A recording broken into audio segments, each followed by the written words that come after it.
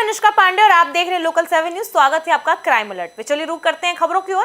खबर चंडीगढ़ से है, जहां चंडीगढ़ से एक चौंका देने वाला मामला सामने आया है, जहां एक युवक ने सड़क किनारे करीब 1 घंटे तक एक ही स्थिति में बैठा रहा, जिसके साथ युवक के शरीर में कोई हरकत नहीं थी, जिसके लोग कथित ज़ॉम्बी ड्रग के असर को जोड़कर देख रहे हैं, जिसके साथ ही पुलिस युवक की पहचान कर मामले में जांच में जुटी हुई है। देखिए खास रिपोर्ट।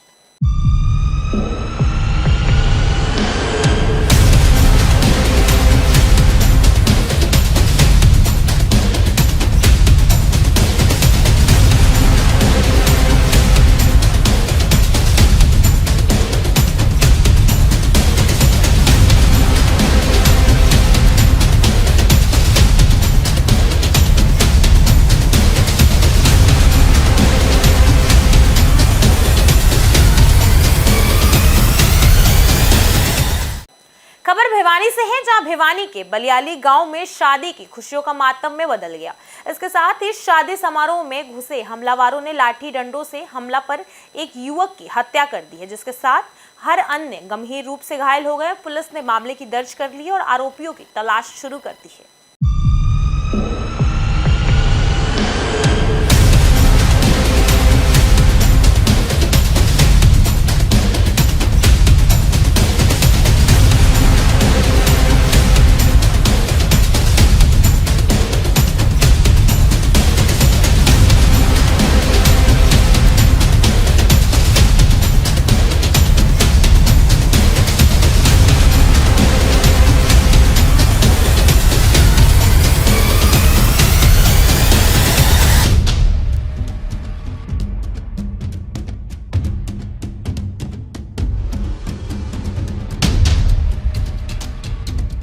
दिनेश, क्या घटना हुई थी? हम कमरे में बैठे थे और 2-3 जने सो रहे थे।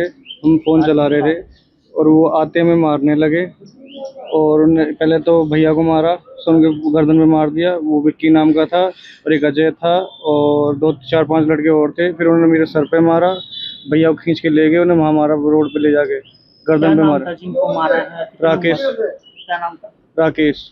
उम्र कितनी थी? 41 साल। कहाँ के रहने वाले? रुड़की के। तो शादी समारोह में आए थे? हाँ। तो अभी क्या मांग करते हो? हमें इंसाफ चाहिए। कितने लोग थे जिन्होंने मारा? 6-7 जने थे वो। तो उस पूरे मामले की सूचना पुलिस को दी गई है? हाँ, पुलिस को मामले की सूचना दे दी गई है। कोशिश वगैरह की आप लोगों की उनके साथ? हमें इंसाफ चाहिए। हम बॉडी जब भी लेके जाएं, जब यहाँ हमें इंसाफ मिलेगा। नहीं तो पुरानी रंजिश की आप? पुरानी रंजिश कुछ नहीं थी, हम तो जानते भी नहीं, तो पहली बार आए सर यहाँ पे। मतलब शादी समारोह में एकदम से ऐसे क्या हुआ जो ये लड़ाई झगड़ा? कुछ भी नहीं, हम तो सो रहे थे, वो तो आते ही मारने लगे हैं। मेरा पिरागो। माता जी, क्या घटना हुई थी? क्या क्या कहना चाहिए? क्या घटना हुई थी? मेरा बेटा सो रहा था घर पे, हमें हुई थी 5 मिनट घर से निकले हुए, इतने मेरे बेटे पर वार कर दिया इन लोगों ने। और हमने जब फोन करा, हम वापस गए, इतने मेरा बेटा खत्म हो चुका था और कोई गलती नहीं है। मेरे बेटे को सोते हुए घर पे से खींच के बाहर खत्म कर दिया मेरे बेटे को। मुझे इंसाफ चाहिए, मेरे बेटा गुजर गया, मेरा कोई नहीं है, मेरे बेटा को मुझे इंसाफ चाहिए। मुन्नी, क्या कहना चाहेंगे कि क्या घटना हुई थी? जी सो रहे थे शादी में से आके, हम तो शादी में आए हुए थे। शादी में से आके सो रहा था मेरा लड़का। किन्होंने हमला किया था? कितने लोग थे जिन्होंने हमला किया था? हम तो बहू को लेकर चले गए थे, 7-8 आदमी थे। सबके हाथ में डंडा था। सबके हाथ में डंडे थे, उनके हाथ में 4 बच्चे हैं मेरे। एक लड़की की शादी हुई है, 2 लड़के छोटे कमाने वाले थे, वही चले गए। अब कोई और। हमें इंसाफ चाहिए। जब डेड बॉडी लेंगे, हमने डेड बॉडी नहीं लेंगे, हमें इंसाफ चाहिए। को पकड़ो, हमें इंसाफ चाहिए। ऐसा क्या हाथ पैर तोड़ देते उसके, हाथ का उनको। खबर हाथरस से है, जहां हाथरस में दबंगई का मामला सामने आया है, जहां एक परिवार के घर पर हमला कर महिलाओं से अभद्रता और जान से मारने की धमकी दी गई, जिसके साथ ही पीड़ित की शिकायत पर पुलिस ने केस दर्ज कर लिया है और जांच शुरू कर दी है।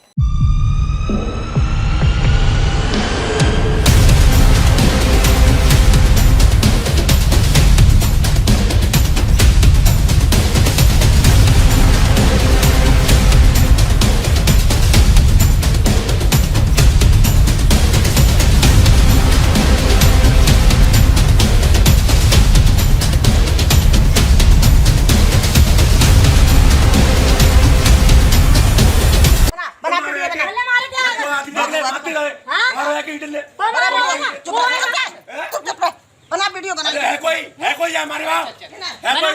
और सुनो, ऐसे मारेंगे या रखेंगे? ऐसे मारेंगे अब? मारोगे? ऐसे मारेंगे मारो मार के दिखा, तुम्हारा मार के दिखा। अरे चुप है यार, अरे चुप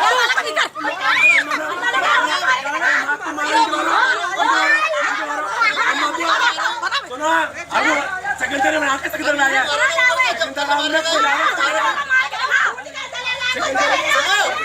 तुम खोते हो ना, मैं दिखाई देंगे हम। मैं वीडियो बना। हाँ चलो वीडियो मारो, मारो सही ईंट। तुम तो देखो कितना लगा रहे हो।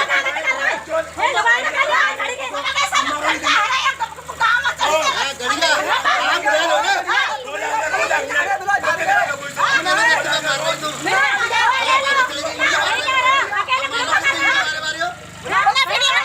बराबर आप बोल दो, मारो ना ईंट।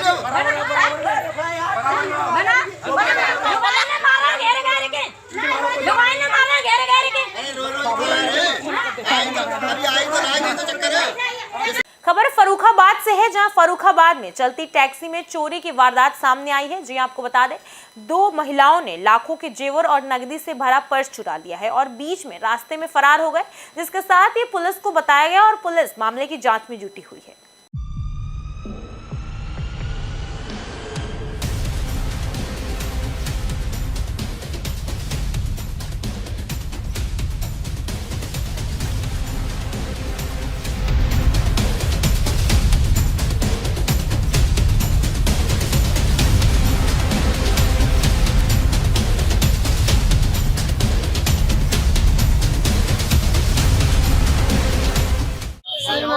पति का नाम? सुरेंद्र सिंह। कहाँ के रहने वाली हैं आप? ताने भाई थाना?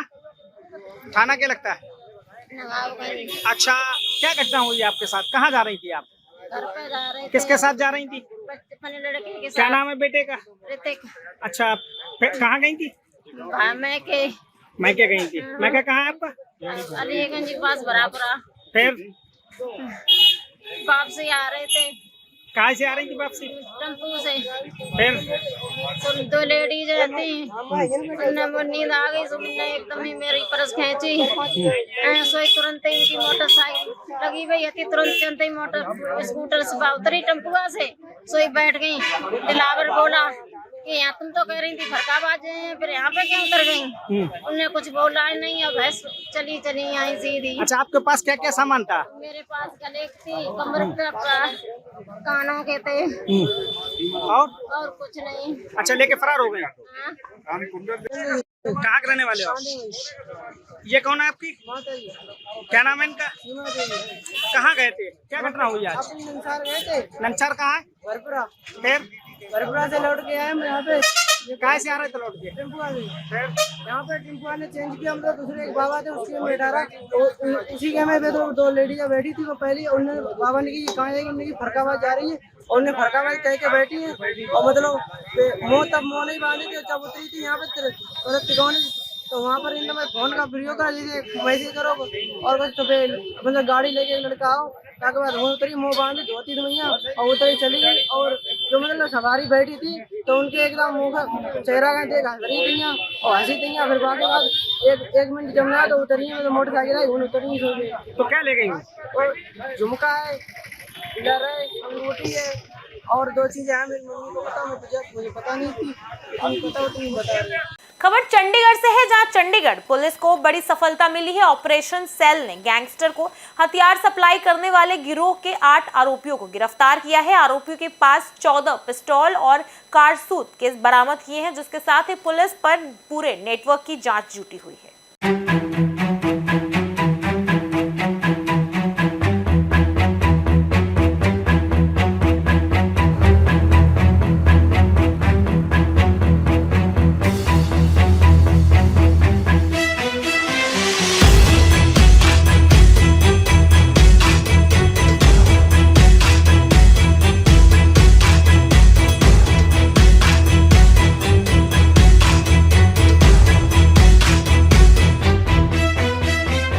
पुलिस के ऑपरेशन सेल ने चंडीगढ़ सिटी में क्रिमिनल एक्टिविटीज की रोकथाम के लिए एक स्पेशल ड्राइव चलाई और इसके चलते हमने 8 एक्यूज्ड क्रिमिनल्स गिरफ्तार किए। उनके पास से 14 पिस्टल्स और 15 लाइव कार्ट्रिजेस की बरामदगी हुई है।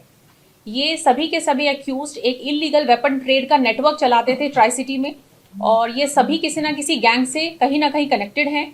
इनका जो मेन मोटिव था वो किसी भी इंसिडेंट में अगर गैंगस्टर्स को वेपन्स चाहिए तो वो प्रोवाइड कराना था, और ये वेपन्स को अधिकतर मुरादाबाद, यूपी और एमपी से प्रोक्योर करते थे, और ये वेपन्स को कहीं ना कहीं कंसील करके रखते थे या फिर अपना एक इनका फुट सोल्जर्स का नेटवर्क था जिनके पास ये स्ट्रैटेजिक लोकेशंस पे रखते थे। और एज एंड व्हेन इनसे डिमांड की जाती थी किसी इंसिडेंट को, वारदात को अंजाम देने की, तो ये लोग वेपन्स को प्रोवाइड कराते थे।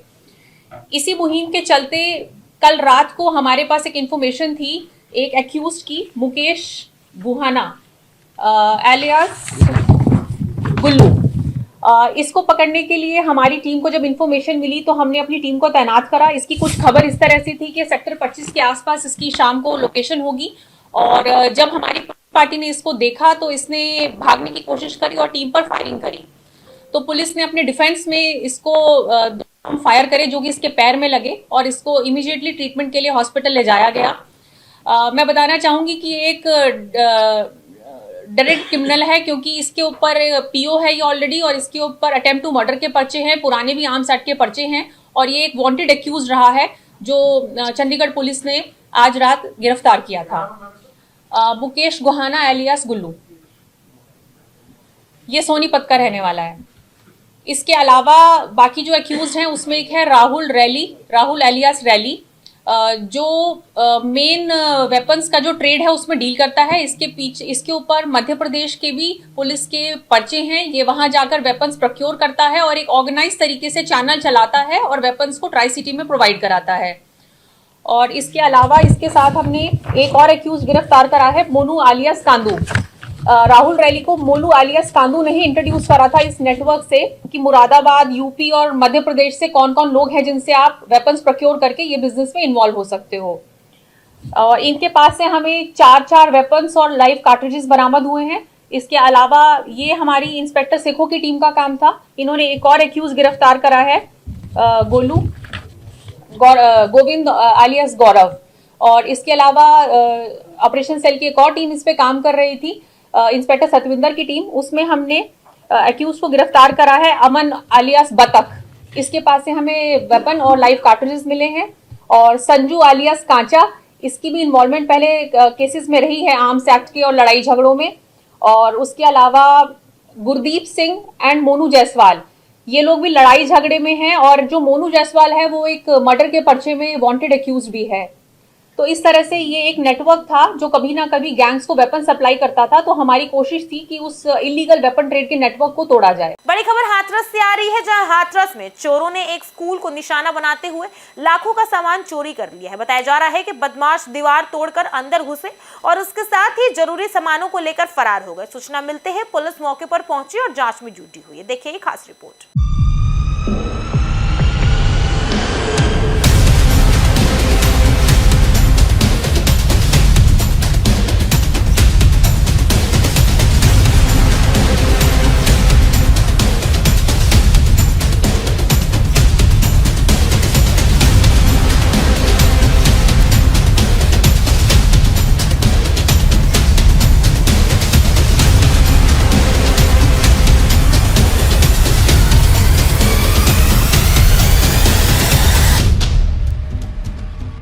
क्या नाम है आपका?